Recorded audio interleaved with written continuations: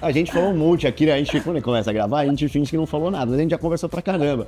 E a gente tava falando muito dessa convivência com alguém que não tá muito dentro de casa, né? Preocupação que nós hoje temos como pais, ou a gente viveu de alguma maneira como filhos também. Sim.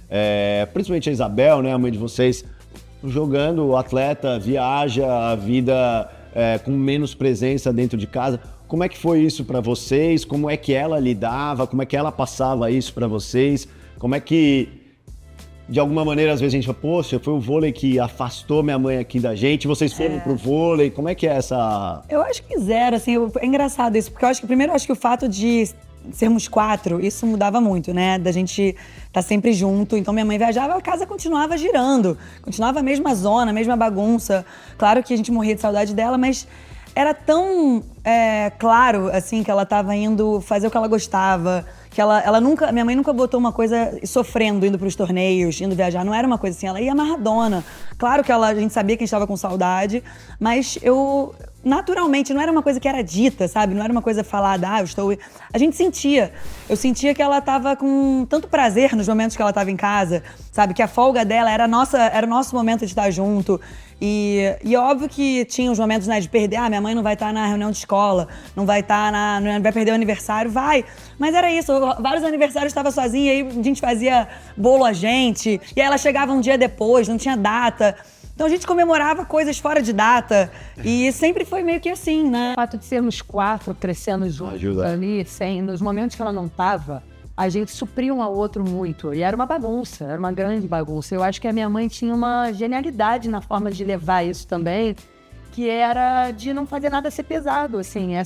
Quando ela não estava, ela também estava, ela se fazia muito presente. Sabe, aniversário da Carol, aí a Carol acordava, tinha alguma coisa chegando, aí a gente entrava... né, com não deu pra acordar com um bolo, a gente entrava com uma banana e com uma vela, os outros irmãos. Então, tinha um lugar ali, primeira infância, assim, grande, ela jogava vôlei de quadra. Sim. Então, a minha mãe não ia morar em outro país e não levava a gente, de jeito nenhum. Então, a gente viveu isso tudo com ela. Aí ela ia fazer um jogo e voltava. Era diferente. A praia, o vôlei de praia tira mais, eu acho, de uma forma diferente, é mais pesado. E quando ela foi pra praia, a gente já era maior.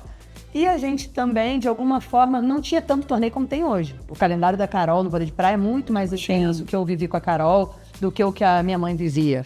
Não, e tem uma coisa também de entender o que o vôlei, né, proporcionava na nossa vida. Então a gente viajava, a gente morou no Japão, a gente morou na Itália. Então isso era incrível, a gente poder... Tem essas lembranças? Tem, super. Eu tava falando disso ontem, vindo pra cá, a Carol falou que achava que a primeira memória dela, da infância... Era do Japão, Ela falou, qual é a tua primeira memória? Eu falei, cara, não consigo dizer qual é a primeira, mas eu diria que era tal casa que a gente morou. Ela falou, a minha acho que era no Japão, porque a Carol tinha... Eu tinha 4. 4 anos a primeira vez. Mas aí minha mãe fez 3 temporadas lá, então a gente foi 3 anos seguidos pro Japão. Era isso, ela jogava a temporada do Brasil, e aí a gente tava com ela, vida normal no Rio. Quando acabava o ano aqui, ela ia jogar a temporada do Japão. Então ela ia uns 15, 20 dias antes...